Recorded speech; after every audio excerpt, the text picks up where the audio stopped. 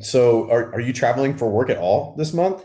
Mm-mm. Nope. That's not true. That's not true. I'm going to Michigan at the end of this month just for the day. Smells like hot dog water up there. Yeah, I'm not a fan. Yeah, me too. Well, yeah. Yeah. Well, so don't tell my son, but like Ann Arbor is actually really beautiful. It's so Those are those are like fighting words. it's disgusting. It's so gross. We went to Gunnar and I maybe like 3 or 4 years ago. It would have been 2021, maybe. Yeah, 2021. We went to the Ohio State Michigan game in Ann In Arbor. Michigan. Ooh. Yeah, yeah. It's nice up there.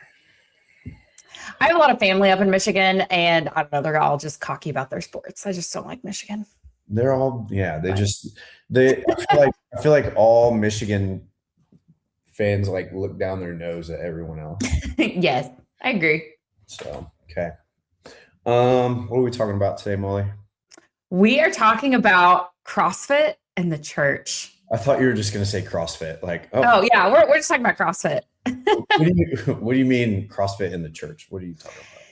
All the parallels between CrossFit and the church and how it has become something that maybe it wasn't always intended to be. Mm, okay. Yeah.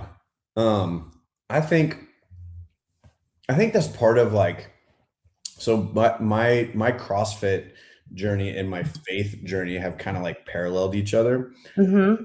Like the deeper I got into CrossFit, the deeper I got into my faith, just because like I see So the why do you think that is? well, I see the difficulty in both. So I think that like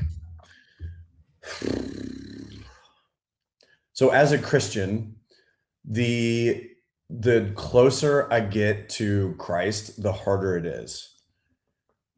So I think there's like this big misconception about being a Christian that like life is going to be gravy and everything's going to be easy and Mm-hmm. like everything's good all the time. Mm-hmm. And it is not that way. Like, Well, we're specifically told it is not yeah, going to be easy. it actually I feel like makes life so much harder, but the joy is so much more. Mm-hmm. Um, and I think like just so I don't know, I'm not quite sure how to say this, but I'm just gonna wing it just like everything else. So the closer I get to Christ, the deeper I dive into my faith, Mm-hmm. more my sin is highlighted. Mm-hmm. Like even the small things start to become really big. And it's like these, like the Vegas signs, like I'm yes. talking about with like The the big neon flashing signs. lights. Like I feel like that's what sin is like for me now. Like Mm-hmm. and it's immediate too. Mm-hmm. Used to I didn't even think about it. Yeah. It like Yeah. it wasn't even on my mind at all. And now it's like this constant Mm-hmm. conversation that I'm having with myself and with God in prayer. And I think that CrossFit kind of does that to you a little bit too. So like the deeper I get into CrossFit, the harder it is. The more and by the harder it is, I think the more I pay attention to the little things. Mm-hmm. So like my nutrition, for instance. So Mm-hmm. before I did CrossFit, like my nutrition wasn't even something that I thought about. Mm-hmm. I just ate whatever I wanted to Clint without and I were talking about that the other day. Like sometimes we kind of miss that. Like, man, we used to eat just absolute trash. And it's unconscious. like, man, part of me is like, oh, I kind of miss those days. And then I don't. It's one of those choose your hard Yeah, sort of situations. right. And both of them, like the hard that you choose does not have immediate results. No. I mean, if with my faith, like I'm looking into the future, into eternity, you know, Mm-hmm. and trying to live my life now for that future that I hope for. And I think in CrossFit, it's very similar. Like, if I eat really well today, all day long, Mm-hmm. and I go and I get a really good workout in today, I'm not going Mm-hmm. to see those results tomorrow. Well, in CrossFit, well, for both of them, it's what's easy now is going to be devastating later. Yeah. What's devastating now is going to be amazing later. Yeah. Yeah. Yeah. And it's just the longer I do this, the more I see that the two are very, very, very similar. Mm-hmm. So, Mm-hmm. and we have this like little coaches group on Instagram, and we send all the memes and stuff back and forth to each other. And I was doom scrolling a couple Mm-hmm. nights ago, and it was Saturday night at 8 o'clock. I'm doom scrolling through Instagram, and I came across this video, and I sent it to the group because I was like, "Whoa, this is like so." Like I never thought about it before, but it's Mm-hmm. so accurate.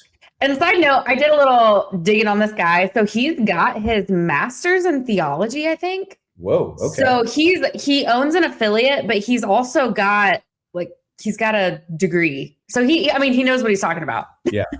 That's interesting. So this is funny. Like we don't have any conversation in this group ever. No, it's just videos or posts. It's literally like just videos back and forth. Like, hey, I thought that's a really cool thing. Or like every once in a while, just like, oh, that workout looks terrible. Yeah. And then like a puking emoji, and that's about it. So I'm going to try to pull this up here. CrossFit has okay. So what this guy is talking about, and I don't know if you can't hear it, let me know and I'll try to crank up the volume. This guy is talking about how CrossFit has fractured into these two denominations, kind of like the church has fractured into several different denominations. So you have like your Catholics and your Episcopalians, and then we've got your Presbyterians, your Baptists, your Lutherans, so many things. Everyone kind of has like the same idea, but they're just kind of a different way to go about getting to the end. I don't know. Is that an appropriate way to say? But even taking it a step further, like there's some offshoots that, and okay, not politically correct, but that's all right. There's some offshoots like Mormonism, for example, that come from Christianity, but it ain't the same thing. It's not going to get you the same result. And there's a lot of that in CrossFit too. Yeah, for sure. And that's kind of what this guy is talking about. So do you want to just play this, or do you have more to add? No, go ahead. Play it. So I'm going to play this, and bear with us here. This is the first time we've done this. We're getting high tech over here. Denominations. And I know that sounds strange, but the parallel is exact. And just like the Christian church, they're dividing the thing that they're trying to protect. Here's what I mean. Greg Glassman built CrossFit around one methodology, constantly varied functional movements performed at high intensity. It was simple and powerful, and it worked. But as the games grew, the attention shifted. And when that attention shifts, the methodology drifts. Okay, so I think this is like an interesting point to begin with here. So I've actually seen this through the years. Mm-hmm. So when I first started doing CrossFit, and he's getting ready to pull this up, I think, but when I first started CrossFit, it was like right on the edge of like, it was just .com for a while. And then there were these initial programs that just started popping up. So when I first started CrossFit, the Outlaw Way was like a big thing. Have you ever heard of that? Yeah. Yeah. So like I actually followed Outlaw for a little while, the programming. And I think what happened was Greg developed this methodology that was intended to help sick people become well and then eventually fit. And that was the whole concept behind it, was like, so Greg was a personal trainer. He was working one-on-one with these people. And I think he was actually working with a bunch of old people in the very beginning. Sorry if I offend anyone. I think he was working with a bunch of old these like disgusting 40-year-olds. Yeah, disgusting. Well, I think they were yeah, they were a lot older than that. But what happened was he was training one person, and then he started training a second person. And he saw that the needs for the second person and the first person were very similar. So he's like, hey, Sally, I'm training Susie also. Would it be okay if you and Susie got together and we all trained together? And then the next person, and then the next person. So he kind of developed the group aspect of CrossFit with the intention to basically help people lose weight, get fit, right? And I think, oh, go ahead. Go. I was just going to say, and I think the big thing to recognize there is, and we've kind of touched on this before in a previous episode, but his whole goal was get you in and out of the gym as quickly as possible, the minimum effective dose to get you from being sick to well to fit. And he was finding tremendous results in that minimum effective dose. Yeah. And that's something that still gets talked about today when you go to the level 1, level 2 seminars is minimum effective dose. But what kind of happened was like the CrossFit Games became a thing. So now we've got this competitive side to CrossFit and it started catching some eyes. And all of these affiliate owners started looking at the games as like, oh, well, that's what we're trying to do. So they started missing the whole point of the methodology. It was not to develop athletes to go to the CrossFit Games. The intention was to develop normal people and help them become fit, strong, and healthy for life. So now we've got this split, and we see these high-level athletes, CrossFit athletes, that are training for this competition, and they're lifting heavy, and they're doing all of this crazy gymnastic stuff. And it was really the lifting piece, I think, that got kind of filtered down. These affiliate owners are looking at these games athletes going, oh, well, that's what they're doing, and they're really strong, and they're really fit. So that's what we should be doing inside of our gym, not recognizing the difference in what people were training for. So, okay. I'm going to go ahead and hit play again here. Okay. By 2011, the first competitive tracks started to emerge, and athletes began following specialized programs outside their affiliate. That was CrossFit's reformation, the first departure from the original doctrine. And then came brute strength, mayhem, proven, HWPO. They all preach CrossFit, but what they prescribe is fundamentally different. The results. So what do you think he means when he says fundamentally different? I know. I was thinking a lot about that last night, and saying that the results are also different athletes. They're building different athletes. They're building different people. I think the first thing I think of specifically when it comes to mayhem, and I know, hard work pays off, proven, brute, they're all really similar, is volume. Volume is the first big thing that pops into my mind, because it's kind of the opposite of that minimum effective dose. Well, even outlaw, because what was outlaw? It was like max out a lift and then do a Metcon. It was the same stuff. Yeah. I think when it boils down, when it boils down to it, like it's all the same stuff. It's a lot of volume. So you're either going to be putting in a lot of weightlifting volume plus Metcon, or you're going to be putting in a lot of gymnastics volume plus Metcon, or some variation of those things. Right. There's a lot of work that happens inside of one workout that is different work. Right. So maybe in like a mayhem workout, and we're a mayhem gym. We do mayhem programming. So for instance, today we're going to back squat in the first half of our class, and then we're going to throw the back squat away, and then we're going to wall ball, toes to bar, box jump in our conditioning piece for the day. So now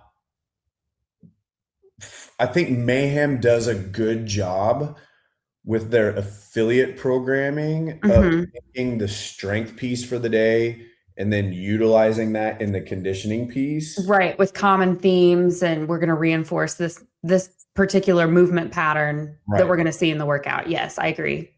But still, that's a deviation from the original CrossFit methodology, which would have said, hey, we're going to do a 5x3 back squat today, which is our strength piece for today, the first half of our class. And that would be the only thing.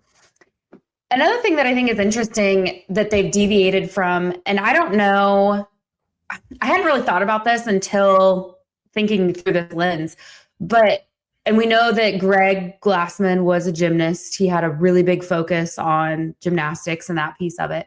But I mean, he talks about certain things and how everyone should be doing, handstand pirouettes. I mean, pirouettes are part of the 100 words. So are flips. and flips and things like that. And what affiliate is training any of that, right? So it's almost like, I think there was also maybe a shift too early on. I mean, I'm speculating because I wasn't here for that part in the CrossFit lifespan, but we're making that shift from some of the things that he said to do to the sexier things, which is, in my opinion, what most people like more, the Olympic lifting, those kind of things. So I just thought that was interesting too. Like, it's not necessarily that it's getting harder just because of volume, because there's some things that Greg Glassman talked about doing, like in the L1 manual, it talks about doing push-ups on parallel bars. When was the last time you saw anybody in a gym do push-ups on parallel bars? Yeah, never. So I think you're onto something here, and this kind of like a little bit of the thought that I was having was, how much of this is influenced by what people want? Yes. Versus what they need. Yes. 100%. Because there's an argument to be made. I mean, we know gymnastics. Where does gymnastics fall on the pyramid? It's above metabolic conditioning, right? And under weightlifting. More people would benefit longevity wise from being able to do, not necessarily saying like grandma needs to do a backflip, but more people would benefit from the calisthenics and the strength that comes from that versus, can you snatch your body weight? I mean, they're both useful in different ways. Well, sure. And so I always think about, when I think of gymnastics, I always think about like body awareness and control. No matter what level of movement that you're doing, whether you're doing a push-up on the floor or a planche or push-ups with your hands on the rings or even on a parallel bar, which is crazy to me. It's a level of body awareness in the same way that an air squat versus an overhead squat is just, the overhead squat is just an expression of your ability to air squat. So you're talking about a progression of body awareness. And I do think that, especially for a middle-aged or older population, that there is a level of body awareness that we need just to be able to function as human, right? That is maybe, I don't know if it's more important. I don't know. I haven't thought about it. I haven't put enough. Because then I think, okay, obviously we need strength, bone density. That's because if grandma falls and breaks a hip, that's absolutely devastating. And she's most likely going to die within whatever the statistic is. But, we talk so much about, like you said, the expressions of, okay, an overhead squat to an air squat, but I don't know that we talk as much about the expressions in gymnastics. We don't, because gymnastics are not sexy. It's not cool to be able to do a push-up really well. Right. Yeah. A virtuous push-up is not as fun to put on Instagram as a really heavy snatch. Right. And I think that is where some of that influence comes from, is what looks cool, what we see on the social medias, which, in the beginning, this social media wasn't such an influential factor, but the games were, and they were doing crazy stuff, crazy lifts at the games. And that's what filtered down. I think, again, people that were getting into, you have to think about the kind of person that was getting into CrossFit in those early days also, right? Like, we weren't the kind of people that you had to convince to do crazy things. You know what I'm saying? Like, we saw the games and we were like, oh, I want to do that. And I think that there's a little bit of top down and some bottom up there, where the affiliate owners have these people walking in that are psychopaths, right? that are coming in to suffer. And then these psychopaths are looking at the games going, hey, I want to be able to do stupid human tricks like them. So there's been that shift in programming away from, or even at like the height of how many athletes came in because they saw the games, or they saw games athletes, maybe not the games, but they saw games athletes, and they knew that, oh my gosh, that dude is incredibly ripped. I want to look like that. So this must be what I need to do. And that is just so not quite it. CrossFit is not about, like, I tell people this all the time. Like, look, if you're trying to like build the most amount of muscle possible, CrossFit is not the thing for you. if you're trying to get as like maximally strong as possible, CrossFit is not the thing for you. Like if you want to be like chiseled abs ripped, we can get you there, but there are better ways to get there than CrossFit. CrossFit is, if you want to be fit and strong and healthy and functional in your life outside of the gym, that's what CrossFit does for us. Yeah. Well, just like, and I mean, on the flip side too, like if you want to start getting into ultra marathons, CrossFit's probably not for you. But I would argue that the CrossFitter is metabolically in a better position and healthier and fitter than your ultra marathon runners and then your guy that can do a 1,000-pound deadlift. Well, even I would bet that the average CrossFitter is more metabolically healthy, fit, functional, whatever, than the typical games athlete. Oh, yes. I wholeheartedly agree with that too. I mean, look, when you're training for the CrossFit Games, you are not training for health. Like it's not healthy. There's a reason why the lifespan of the CrossFit Games athlete is limited, because you cannot train like that for a lifetime. And this is a whole other separate rant that I have, so I'm just going to like drop it really quickly. But the everyday athletes, and I'm sorry, but that's what 99.999% of us are. The everyday athlete coming in with gummy bears and candy and Sour Patch Kids because, oh, I need this for my Metcon today. No, you don't. No, you don't. And the games athlete, they might. You don't. Anyway. Yeah, I mean, it like they are looking for that quick hit to boost them through their next workout. It drives me wild when people bring in candy to the gym and I'm like, you don't tell me that's because the Metcon is hard today. Like, come on. That's the influence of social media today though. Yeah. Yeah. Well, I was just looking, I looked this up. Instagram was created in 2010. So, I mean, you can even see like, and CrossFit really took off in that space in 12 to 16 ish. So yeah, you can definitely see that. So back in my day, it was peanut butter and jelly. So Rich Froning, that I remember one of the very first videos I saw of Rich. So he was training at the college, the local college. He was a strength and conditioning coach at this college and training CrossFit. And I did not realize that. Yeah, he walked around with like a Tupperware bowl with a mixture of peanut butter and jelly in the Tupperware bowl, and like he would snack on that. Oh, like no bread? No bread, just like snacking on the peanut butter and jelly. All right. So like that was the gummy bear back in the day. Yeah. Yeah. So, now it's like Sour Patch Kids. And side note, Charlie, I'm not talking about you. I'm talking about we're 100% everybody else. About you, Charlie. But I think but even inside of our gym, like Charlie's not training to be healthy. No. Yeah. What's Charlie training for? The games. Yeah. He's trying to compete. Like he wants to go to the CrossFit Games within, I don't know what his goal is, a 1 or 2 year span. Yep. And that is his target, right? Our target is like, I want to be able to play with my kids. So very, very different things that we're training for, which take, again, different methodologies to get there. Just like, go ahead. Well, so here's the argument though, because we say, all right, well, the games athlete needs this and the CrossFitter needs this. Yeah. Well, Greg would say the needs of the Olympic athlete and grandma vary by degree, not kind. Yeah. I think he's talking about the function of movement.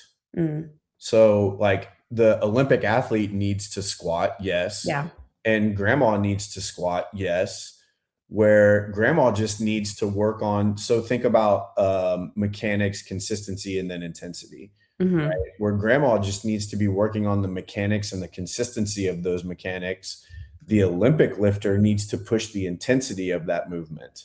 Right. So I hear what you're saying, but I think you're applying it to too broad of a script. Yeah, I think, and I guess as I say that too, I'm thinking, okay, well, yes, for the Olympic athlete, but they're still doing their sports specific training. Yeah. A CrossFit athlete is still doing their sports specific training, which is also, and again, that's like another podcast topic, but that's also counter to what CrossFit is. But yeah, anyway, we're never going to get through this video, so you should probably hit play. Are different. The athletes they're building are different because that is for the CrossFit Games. These programming tracks are CrossFit's denominations, like Baptist, Methodist, Lutheran, Presbyterians, just to name a few. They have the same foundation, different doctrine. Just like the church, the more denominations that emerge, the further that everyday person gets away from the original message. And CrossFit needs what the church experienced on the Azusa Street in 1906, a revival. The Azusa Street? I've never even heard of this. I've heard of it. I know I studied it in school, but I can't tell you anything. Now, look, what he's getting ready to say, I think is really important. Mm-hmm. I think this revival that he's talking about, like the pendulum swings, and we kind of see it in the fitness industry. Like the pendulum will swing one way where it's like back to like this grassroots, like hard work, old school kind of mentality. And then we'll see the pendulum swing the other way where it's like, oh, well, everything has to be super science based and sets and reps and all of this stuff is really important. And it kind of every few years goes back and forth. Mm-hmm. So what he's getting ready to talk about is getting this pendulum to swing from, hey, everyone must train like a games athlete back into the methodology. And real quick, where do you think that pendulum is right now? I think it's on the backswing. I mean, I feel like it is. I feel like it's on the backswing towards the methodology. But I mean, CrossFit's just in a sticky place as a company right now. I mean, I'll be honest with you, like to me, I think that CrossFit, the methodology, and CrossFit Games need to split. Like as an affiliate owner who has witnessed the influence of the CrossFit Games, I mean, I don't think it's as big a deal inside of our gym because we are pretty health focused and we're working with, that 35 to 45 population. Like most of our people don't care about the CrossFit Games. Well, or 90% just don't even know that it's a thing. Yeah. They don't even care about CrossFit, the brand. Like they're just doing what we tell them to do. There's like 4 gyms in town and they like our model the best. Right. Exactly. So I think that there are a lot of gyms out there who are seeing that training like competitors from a business standpoint is not a long-term scalable I'm not sure what the word is. I'm missing the word here, but it's not sustainable for the long term. Yeah. That's what I was trying to say. Because games athletes come and go. Like we said, the lifespan of a games athlete is very short. I mean, there's a certain training period window. Once you hit the end of that window, like you just can't continue to train like that anymore. And they're also rare. Yes, and they're super rare. Yeah. People think that not everybody goes to the games. It is hard. And how many people don't make it to the point where they're going to even continue trying because usually something else happens like an injury or burnout. Yeah. So I think from a business standpoint, it does not make sense to build a sustainable business around competitive training. You're not going to have the volume of clients that you need or the lifetime membership that you need in order for the gym to be strong. Yeah. And one other quick thing on that, if we're following the methodology, which is program for the best, scale for the rest, that's going to really skew your programming. Yeah, for sure. Okay. All right. Revival. Here we go. A return to the methodology that made this training program and changes people's lives, built around the everyday athlete, not the games podium. Because the future of CrossFit was never the elite. It was always the person walking through the affiliate door for the first time. That is the gospel worth protecting.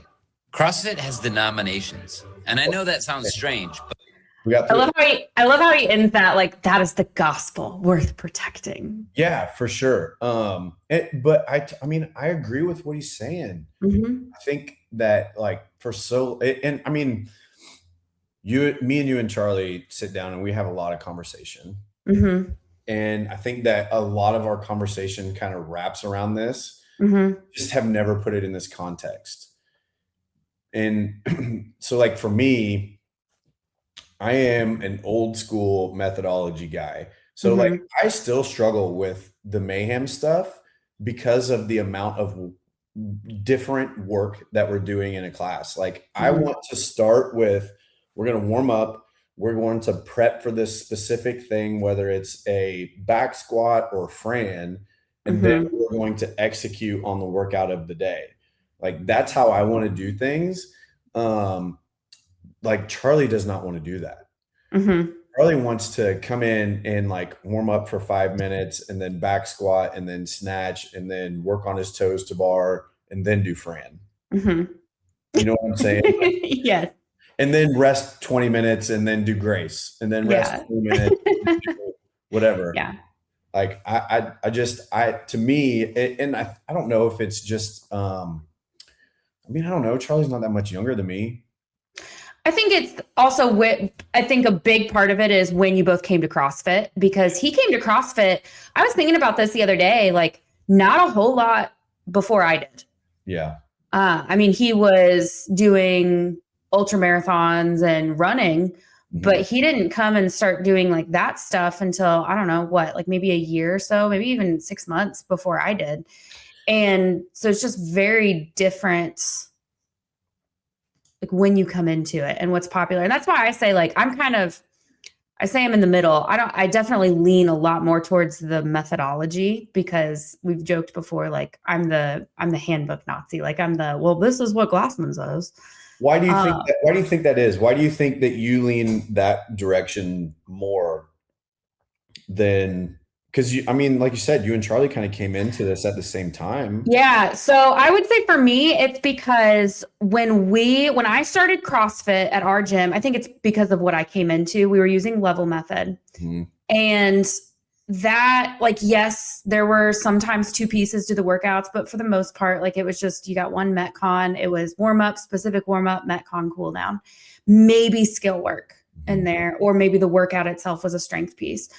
And then on the coaching side, I learned how to coach with CAP. And that was very much like, and even that added a little bit more volume, but even that was very much warm up, specific warm up. Here's the thing we're doing, cool down. And I saw incredible results from that personally. Like my life completely changed, lost a bunch of weight, got so much healthier. And so I know that works. And studying for my L1 and then my L2 and now preparing for my L3, like I know going back to the basics, the foundations that I think so many gyms have fallen away from and so many programs have fallen away from. Like I know that stuff works because the proof is in the pudding, it's in the numbers. And you can see where even these elite level athletes got better from just doing that one workout a day, that one 20-minute workout. And I think that's kind of where like, and I'm the everyday person. I have a full-time job. I'm a mom, I'm a wife. Like I don't have time to come in and be at the gym for 6 hours to get results. Like I can't do that. And even a step further, like I'm not going to go to Planet Fitness for 2 hours and hop from machine to machine just to get mediocre results either. So if you want minimum effective dose, you want something potent, it's traditional CrossFit. Yeah. Well, I mean, you are the poster child for CrossFit Works, right? Like, I mean, when you came in, you had a lot of weight to lose, I mean, you had some health markers that weren't in very good. And look, I did too when I started CrossFit. I was in the same boat. I mean, before I started doing CrossFit, I was at like 250. Yeah. So I was diabetic and I was thinking about one of my in-body scans. I was 50% body fat and basically diabetic. Yeah. And now you're not even close to that. Yeah. And reverse type 2 diabetes. Yeah. I mean, you're like, so, and that is what the methodology is all about. You know, and that's what CrossFit was designed to do, not create podium athletes. Right. I think some of that fracture came because, and this came from Glassman. He was like, okay, I know that this works for these 40 to 60-year-old moms. Mhm. I know that I can get them fit and healthy by doing this constantly varied functional movement executed at a relatively high intensity. He's like, now I have to prove this system. So where did he go to prove it? He went to the tip of the spear Mhm. to his Navy SEAL buddies. And he's like, yo, I need you guys to try this stuff and let's see what kind of results you get from it. So he's testing CrossFit, not just against the metabolically unhealthy, but also what most people would consider to be some of the fittest, most athletic people in the world. Mhm. And they got improvement from this as well. So I think in the proof of CrossFit works, that is where some of the craziness of CrossFit came from, because you had a bunch of these, like, again, psychopaths doing this stuff. And it's like, okay, well, how far can we push this? Mhm. And the next thing you know, we're doing hero workouts that are these just like, we're doing Murph, you run a mile, do a bajillion push-ups, push-ups, air squats, and pull-ups, and then you run another mile. And then the next thing you know, we've got these girl workouts that are like these crazy hard girl workouts, and these things start to become standards. And now people are pushing the pace on those things. And then it's like, hey, we're already leaderboarding. That was, people were leaderboarding from the very beginning, and that was very organic. People just posting their times, and it got to a point where, like, you started to know people on the leaderboard. because you would see them post their time and you're like, I'm going to beat that person. That becomes your goal. So there's like this natural expression of competition here. Right? But when the games come along, it just changed the trajectory of all of it, because now it gave it this big audience. Okay. And I would argue that if you are training for the CrossFit Games, that you're not even doing CrossFit. You're training for a specific sport. Yeah. And that's not CrossFit. Right. So what happens is how do you even say this? The training for the unknown and the unknowable becomes routine. And routine is the enemy. Routine is the enemy, right? That is like one of the foundational statements in CrossFit, that routine is the enemy. Yeah. And I'm just thinking, and if we think about the 4 models of fitness, I would say training for the CrossFit Games doesn't fit into those. No. Maybe like one of them, but otherwise no. So we know, like, thinking about it. So one model is sickness, wellness, fitness continuum. Well, CrossFit Games, yeah, they're strong. Yeah, they're fast. Yeah, I don't know that the health markers, because we got to look at health markers. They're not fit. Yeah, well, it's relative, right? They're not, what's the word I'm looking for? Fitness is a work capacity across broad time and modal domains. So if you look at a CrossFit Games athlete, they do have work capacity across broad time and modal domains. And health is work capacity across broad time and modal domains across a lifetime. Yeah. So, but I think that even when you say, like, so Colton Mertens, for instance, I know I talk about this guy a lot because I'm in love with him. Because he's incredible. I have a man crush on him. Dude hit a 500 plus pound back squat in the CrossFit Games. A lot of people would look at that and go, well, he can squat really heavy. He's really fit, right? But strength and fitness are not the same. I think people would look at a marathon runner or one of these guys that can go and run a marathon in 3 hours. Right. But they can't jump 2 inches off the ground. Right. They would look at that person and say, oh, well, they're really fit. Well, what is fitness? Yeah. How do we define it? Yeah. Work capacity across broad time and modal domains. Now, Colton Merton, side note, that boy can squat and he can jump. Like, so he is fit. When we say something like work capacity across broad time and modal domains, like, that's a very scientific definition. What that means is that you're capable of anything and everything. So you can run far, you can run fast, right? You can lift heavy, you can lift light. You can run, jump, twist, and turn and do all the things that God designed us to be able to do as humans. And you can do it with relative competency when you want, and how you want. Mm-hmm.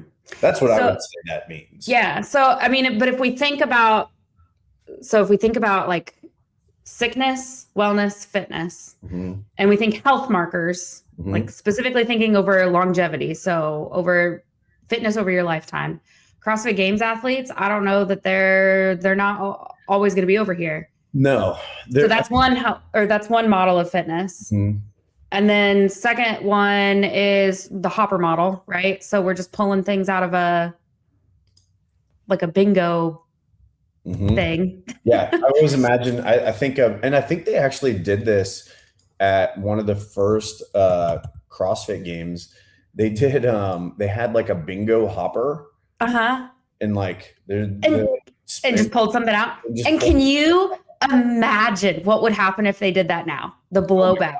And that's my point. So CrossFit, the methodology says we should be able to pull something out of a hopper, and we should be able to do it to a relatively good capacity, or however you want to word that. And I would argue that CrossFit Games athletes, they are training for specific things, not necessarily anything that you're going to find in that hopper. Yeah. So there's another one. Don't know how that stacks up. Another model of fitness is the 10 general physical skills. Now I would say CrossFit Games athletes are pretty. So let's look at it. Can you name them? Because I can't. I can't. Okay. Well, I'm looking it up right now. Something I need to. Here we go. This is a 6-minute video. Oh gosh. Man, I'm like totally bombing right now. Are you just looking for the 10 general physical skills? Here we go. So cardiovascular endurance.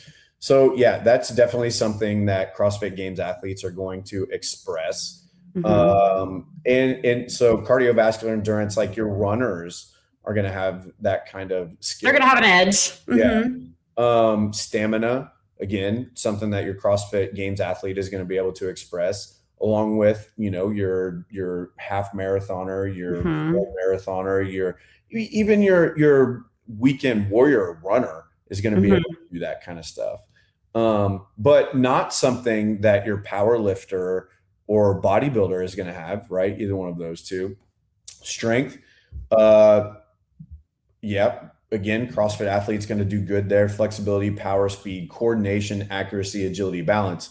So I would say, really, when a CrossFit Games athlete is training, this is probably the thing that they're really paying attention to, even if they don't know it. This is probably more the model of fitness that they're using, and ignoring then the fitness, sickness, wellness continuum and that hopper model as well. Yeah. So yeah, I mean, and then the fourth would be the metabolic pathways, which I would also say they probably excel at. Because they've got to be able to do short, fast, short, heavy, long, short, or long, fast, whatever.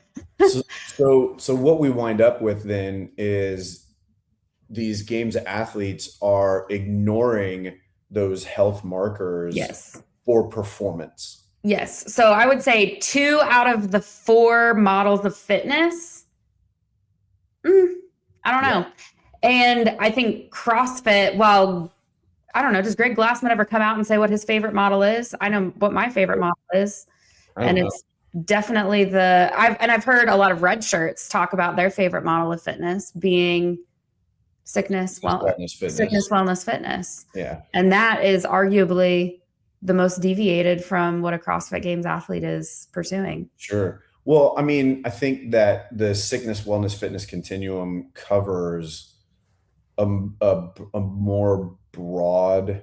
It's definitely more holistic. Yeah. I mean, because it's not just talking about your ability to perform, though that's part of it when you talk about fitness, right? It's also talking about the things that are going on underneath or on the inside. And when you're talking about health, which is what CrossFit was designed to improve, then I think that that's probably the most accurate model to go by. So therein we see where, like, you and I, who are more health focused, more classic CrossFit, like, we have our favorite model, right?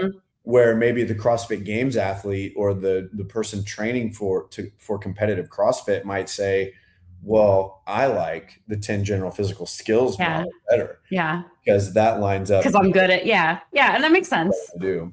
So, yeah. So how does, like, I guess, where's Jesus fit into all this, Molly? Good question. So I have a question, and maybe this will kind of spark this going into it. Uh-oh. You mentioned that the deeper you got into CrossFit, the deeper you got into your faith. Yeah. Well, why do you think that is? Well, you said this before. You said something one time that really impacted me, and you probably have no idea that you even said it, which is funny. Have you ever had anyone tell you that before? No, but you have, haven't you? Yes. And it's interesting. So the person I'm hoping you'll at least tell me what it is, though. The person that said that to me has never still told me what it was that I said, but you said something one time and I'm like, whoa, she's right. I can't remember the conversation that we were having, but you said that it breaks something loose inside of you.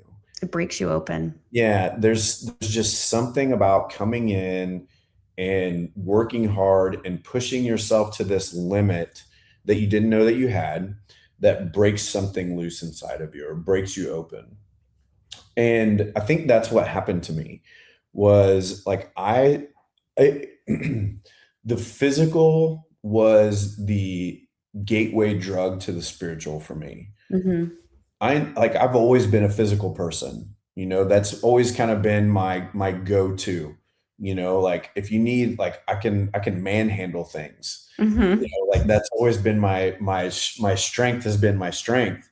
Mm-hmm. And in that, I think the emotional, the spiritual side of me got pushed away because I could cover it up with all of that strength. Mm-hmm. And the deeper I got into CrossFit, the harder I was able to push myself. And I think you just reach a point where you push yourself to a point where everything just kind of breaks. Mm-hmm.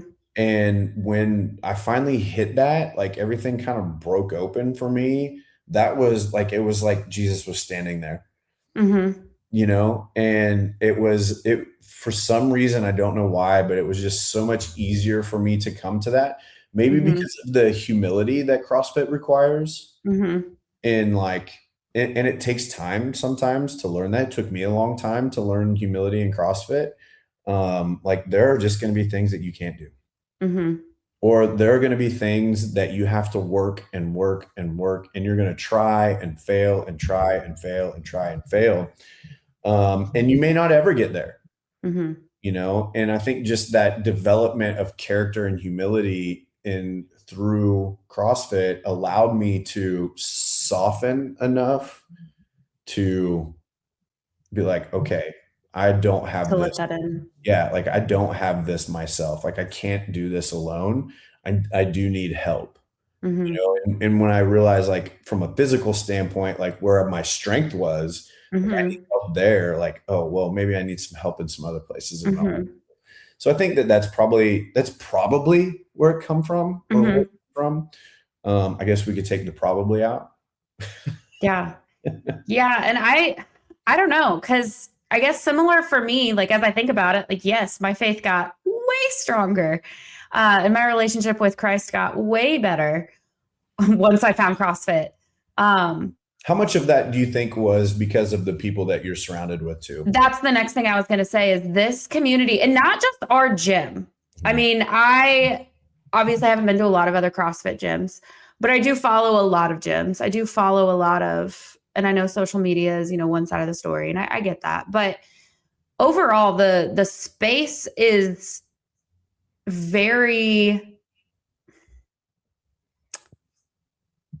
I don't want to say conservative Christian, because that puts it in a box and it's not quite that, but it kind of is. Like it's very wholesome. Well, so it weeds out a lot of the things that have held me back in the past.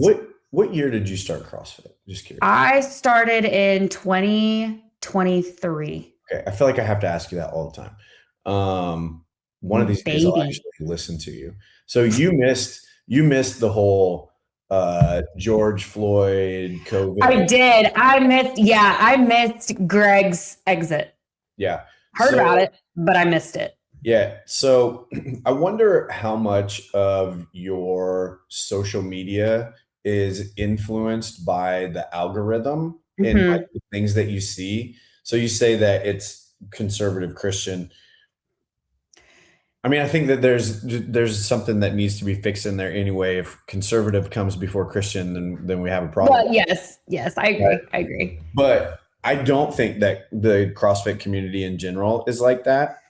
But what I will say, I think that so having gone through the Greg Glassman era of the wokeness that happened in CrossFit, and just from an affiliate owner's standpoint and looking at other affiliate owners, like we are the softest. These affiliate owners are the softest group of people in the world. Yeah. Like, they whine and complain, and like LGBTQ was like a big is a big thing in the CrossFit community. Like the CrossFit community as a whole is very supportive of that. And I think it's very anti-Christian. Oh boy, we are getting canceled. Well, no, but then I was thinking and I think because yes, I agree. Like my algorithm it's changed a lot over the years because it did not used to be the way it is now.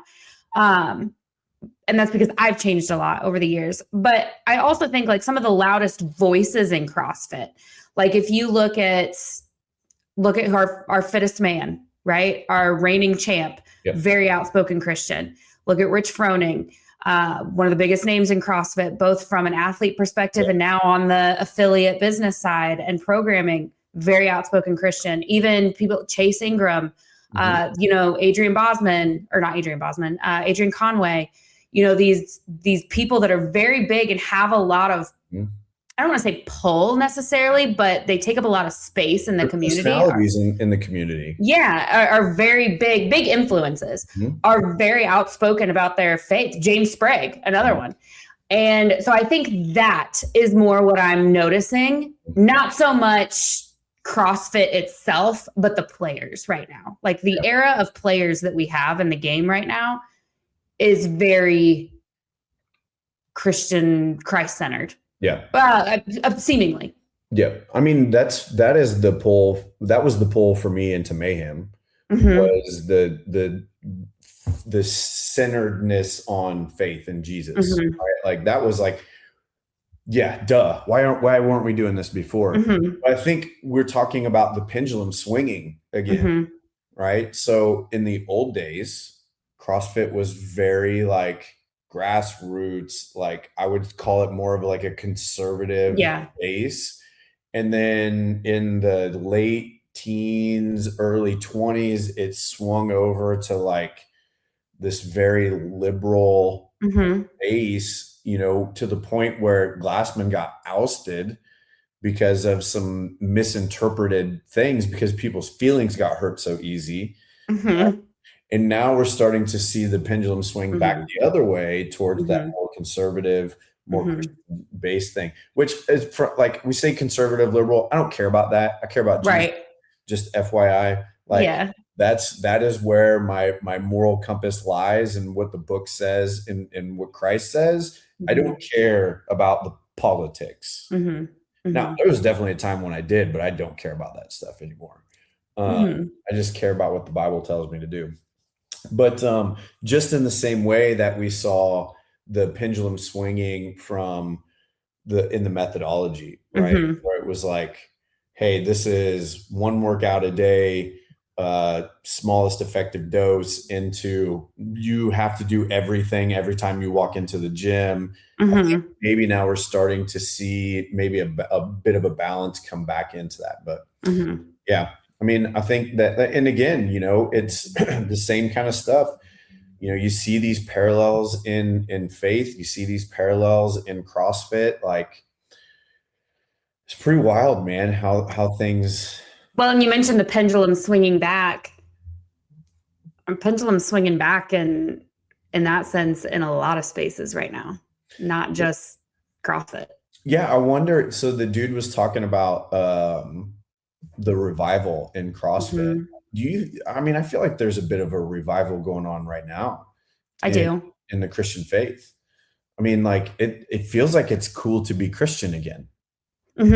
Feels like it's cool to follow Jesus. Well, because we've got, again, it goes back, we've got some big players in the space that aren't, they're not dorky. They're not like we've got Brandon Lake, we've got Forrest Frank, we've got now quote unquote celebrities, people with a large platform that people want to be like because they're cool, for lack of a better word, and their faith is what they're standing on. And that we haven't seen that in a long time. Well, and forever. I think that, so this is something that I think about a lot. So like going all the way back, man, we're just all over the place today. I am. Like when you go all the way back into like the World War II era, I think that there was a swing in the Christian community then. So all of the men go off to war, right? And all of these churches are trying to continue to bring people into the church. All that's left at home are these women, right? So the church got feminized. It got very touchy-feely. Yeah. And Jesus is not a feminine dude. Like, I mean, he's like a man's man. Like he's a rough old boy. Like those depictions of Jesus as this like baby face, sweet little, a very effeminate man with very soft hands always cracks me up, because it's like you couldn't have done anything that he did and look like that. No. Like he walked everywhere. That alone, like yes. Like when I go back and I look at the men in the Bible through time, like these were rough dudes. They were hard men, like Abraham journeying through the desert. Like you can't be some softy walking through the desert for all of those years and like surviving on whatever you can survive on in the desert. Paul walking his ministry all through Europe. Like, dude, in Southwest Asia, like you can't do that and be a soft dude. So that was part of the problem that I had with church and with faith for a long time, was like, it felt like it was just for chicks, but now they're people really in tune with their emotions. Yeah. And I wasn't there. I was not there in tune with my feelings. But then like along come these dudes like we're following now, like Pastor Joby and Pastor Josh, like they're men's men. And when I look at those guys, I'm like, that is the kind of guy that I want to be. That's the kind of man that I want to be for my family. And it makes it just so much easier for me to look at that and see an example, try to follow that, and I think that just like any of those guys will teach, like, as the father goes, so goes the family. And we're seeing more men now come back to faith. So I think that has started some of that revival. Yeah. But that's just my perspective as a dude. Yeah. No, I would agree with that. Like I would agree with that. I can see that. So maybe what CrossFit needs, taking this back to CrossFit, maybe what CrossFit needs is really fit people like your Jason Hoppers and your James Sprague. And actually, I think we're getting to this, that argue the methodology. Yeah. Well, I mean, Sprague, I think, is the best example of this. And Dallin, to a degree. Dallin does a good job. So in the old days, I mean, Froning's still around. Right? Like he's still a big player in the CrossFit space. Just maybe in a bit of a different way, because he's not a games competitor anymore. But he was always the guy that was pushing the CrossFit community, the CrossFit box, the CrossFit methodology. Like Froning was always that guy. He was a really big supporter of CrossFit as a methodology. And then we get into the Fraser era, which is interesting to me. I wish I could find it and pull it up. Did you see the Buttery Bros interview? Did he outran he outran them? No. Oh no, different one. There was that too.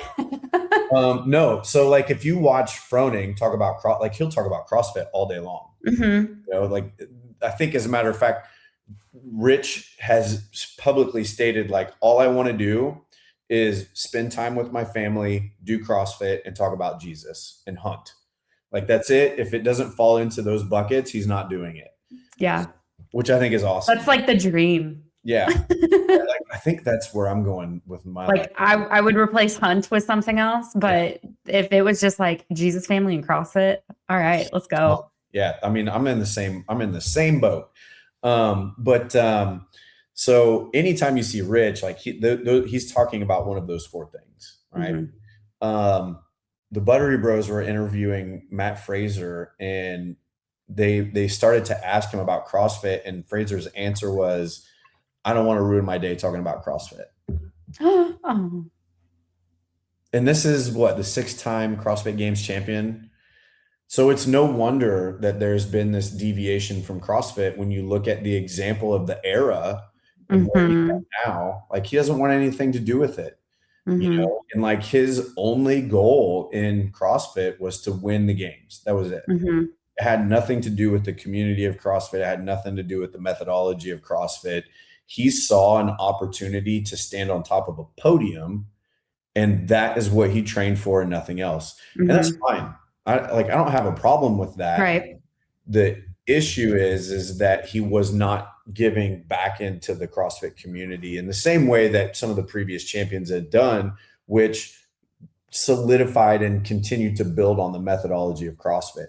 Now we see Mhm. guys like James Sprague, Who coaches at yeah, his local box. He has his L2. Like, yeah. There's like the best content that I've seen come out lately is Spreger at his L2, like mhm. getting beat on a little bit, learning how to Mhm. coach. I thought that was awesome. You Yeah. know, it's such a great thing to see one of the higher level competitors. Like, dude's a podium contender Mhm. for sure. Like, he just went and won Wadapalooza. He went and like I think it's not CrossFit, but it is the World Fitness Project. I think he won. Did he win the World Fitness Project? Mhm. Yeah, like Mhm. dude he's coming on this year. Like he's in it to win. Yeah, I mean, he finished what, third at the games this year? Yeah, like And yeah, he's wild. Like he he's he definitely he won the asterisk year. yeah. The, Yeah. Yeah. you know what I mean? Like the year Yeah. that nobody was competing, but everyone was, But everybody was still competing. They just everyone, couldn't say it. right. So he like I also think that, side note, I think that the same way that I think Glassman making the remarks that he did about George Floyd around COVID, I think that weeded out a lot of people and got rid of a lot of people. I think Lazar's death weeded out a lot of people in the yeah. CrossFit space. Well, I mean, okay, this is, oh boy. Maybe disregard. So I think that some of that softness, some of that wokeness came to fruition there, Mhm. right? Like, Yep. look, when you're doing CrossFit at that high of a level, like of course we don't expect people to die at the games, but this is how hard these guys are pushing themselves. Mhm. I mean, Glassman in the very beginning said men will die for points. Like that is one of the first Mhm. Glassman quotes that I can remember from, Mhm. 2012 when I first got Mhm. into this stuff. Yeah. Like these guys are willing to die to win. Mhm. And this isn't the only sport that it happens in. No, and I think that that's part of sport.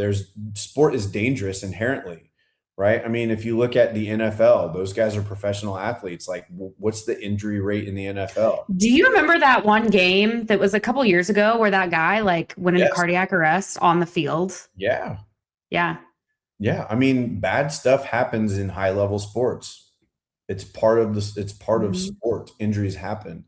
You know, like even at the high school level, like we talk about a lot in here preventing injury, but you cannot prevent all injury. You just can't do it. Mhm. There are some things that you just cannot train for. Mhm. And that's part of sport, the randomness of sport.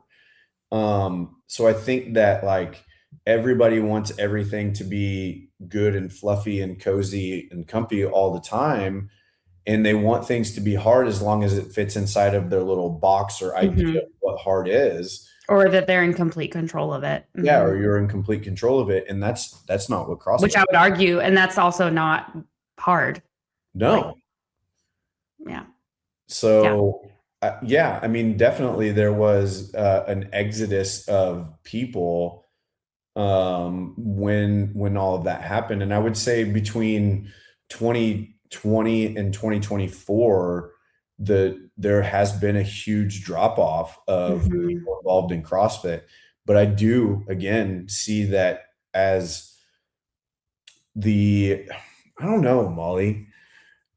Like, do you think that in America, like in our country right now, there is a conservative swing? I do. I mean, because things got really like left there for a long time. I do because you can look at the data and say we've got more conservative people that have been voted in. Yeah. I think, I don't know that we're in a conservative swing. I think the conservative voices have gotten louder and more unapologetic. Yep. So I wonder, like, if some of that, like, and when I say conservative, man, I don't want to get like political about that, but just like the mentality of the Midwesterner, you know, where like we're gonna put in a hard day's work, you know, like people are using their hands and kind of getting back to, you know what I'm saying? Like, yes. Yes. I think as that mentality grows and some of the softness of the country dies out, you'll see CrossFit kind of on the tail end of that. And I think that's kind of what we're seeing. And because, like the big players in the space lean that way. And so going back to, we need these really, really fit dudes that are games athletes to talk about the methodology. Like, James Sprigg, huge, like we said, coaches, an L2, all of that. Justin Medeiros, he and his girlfriend went on that tour where they're just dropping into boxes all over the country, promoting community. Then you've got Dallin, who every other word out of that guy's mouth is about how great CrossFit is. Right. Yeah. Because he grew up doing it. Yeah. So I think that's really, really cool. I think that could be partly why we're seeing that swing back towards the methodology there. Well, you have these young dudes that are like cool, like not like me, you know, like I'm just an old fart in the space at this point, but like you have these young dudes that are really fit and really strong and really good at the sport that they participate in, that's got a CrossFit title, and it's kind of making it cool again, you know? Yeah. And I think that like the girls, what's the girl? Is it the Girls Unfiltered? Oh, yes. Girls Unfiltered. Yeah. And that's what, Fee Sagafi and... It's Fee, Alexis Raptis. Who's the other one? She's got the crazy hair. Alex Gazan. Oh, Gazan. Yeah. Alex Gazan. So again, you're seeing some of the younger women in the space that are kind of making it cool to do CrossFit, which I love it. I think that that's going to be great for it'll be great for the sport, but I think it'll also be great for CrossFit, just getting people involved. And I think that that's the value of the sport right now. Is it is still like there are crazy people like me that see like, hey, that looks really fun and really hard. I want to go do hard things. So I'm going to do CrossFit. And then hopefully they do like what you did and step into the box and go, oh, this is way more than about competing or being like super crazy, like being able to do all the super stupid human tricks, but it's about improving your health and your functionality and your life. So, all right, let's make the parallel again. I know we're already over an hour and 10 minutes here, but so I was looking at the comments on that video of how CrossFit is like church. And one thing that I saw on here, side note, somebody said, High Rocks is the seeker-friendly church. And I really loved that I for a watched lot of this- reasons. What? The seeker-friendly church, Oh boy. where, not teaching the meat, but barrier of entry is really low. Yeah. Yeah. But no, what I was going to say is, oh shoot, let me see if I can find it. Somebody said, so should I try it or not? CrossFit. And the author of the video said, you absolutely should. If you don't like the first gym, don't give up on it. It's just like finding a good church. There's good ones and there's bad ones. Yeah. So I'm like, boy, ain't that the truth. boy, so I'm gonna give you some Pastor Joby stuff here. It is not. It's not God that's the problem. Because guess what? God's the same. God's the same. God doesn't change. It's man that's the problem. So you may walk into a church that's run by a human person, and they may not do things in a way that line up with what you're looking for. Mm-hmm. Or you may have a bad experience in a church, but God is not the one that's causing the bad experience. It's the human that's in the church, right? And I would say the same thing is true when it comes to a CrossFit gym. You may walk into one CrossFit gym and have a bad experience because of the coach or the coaches or the people running the gym, or maybe some of the people inside of that gym. Or their interpretation of the methodology. Yeah. Yeah, but it is not constantly varied functional movement executed at a relatively high intensity that helps you build work capacity across broad time and modal domains for a lifetime. That is the problem. Mm-hmm. Mm-hmm. That was a mouthful. Coached by people that are chasing virtuosity. Yeah. Right. Yeah. Coached by people. Yeah, man, dude, that's like the. That's it right there. Yeah. Wow. Okay. So it's not CrossFit that's the problem. It's the people that are running the show or trying to run the show that are the problem. So yeah, I think, hey, if you walk into one gym and it doesn't work, it doesn't mean CrossFit doesn't work. It just means that gym doesn't work for you. Mm-hmm. Mm-hmm. Yeah. And it's interesting, and then I started thinking, okay, going back to the church comparison, there are some churches that, are very fire and brimstone and it has to be this way. And they very legalistic. Right. And that's where, there's some gyms that, you could say follow the methodology to a fault, and that, no, we're never going to get inverted because grandma doesn't need to get inverted. Yeah. Or the flip side of, we're only ever going to get inverted because that's what CrossFit Games athletes do. Yeah. And then you're going to find the ones that, are not telling you what you really need to hear, and they're being soft and, hey, yeah, getting inverted is really hard, so don't ever worry about doing it. We won't ever do it. Well, you need to do hard things because that's also how you grow as a person, inside and out. And so there's just, so many parallels there. Yeah. Well, CrossFit is hard, and so is following Jesus. So. Mm-hmm. Yep. But what did we say at the very beginning? Tying it back, what's devastating now is going to be amazing later. What's amazing or easy right now is going to be absolutely devastating later. Yeah, for sure. You got to pick your heart, right? You want it now or do you want it later? Mm-hmm. And I would say later is going to be far greater than the good right now. Yeah. Think about gnashing of teeth. And that doesn't sound like much fun to me. No. Or the weeping. Yeah. Weeping or gnashing of teeth. I don't want to do either one of those things. I also don't want to die in a hospital bed. I also don't. Yeah. I was just going to say, I also don't want to be fat in a nursing home. Yeah. Same thing. Those are, yeah. Okay. Yeah. Cool. What else? I don't know. I think we kind of covered it there. I just looked at the comments are really interesting in that video. If you haven't had a chance to look at the comments, there were some that I thought were maybe we should link that post in our description for this video. Hey, so if we have convinced you that CrossFit is the right thing for you to give a try, there's a QR code somewhere up here that's going to link you to a 14-day free trial at CrossFit Final Call. So go and it's right up there for me, but I don't know where it is for somewhere over here. I was watching back one of our videos, and I'm like, the QR code's right here, and I'm pointing there, but in the video it's not there at all. I'm just pointing to nothing. So, I'm just gonna say there's a QR code somewhere. Yeah, it's around here somewhere. click on that thing, sign up for a 14-day free trial, walk in the door, give CrossFit a shot, and let us help you out, man. It could be the best thing that ever happened to you. And you might find something that you didn't even know you were looking for. Man, that's it right there. You'll find something. I promise you'll find something that you didn't know you were looking for. Yeah, for sure. Yep. Cool. All right. All right, cool.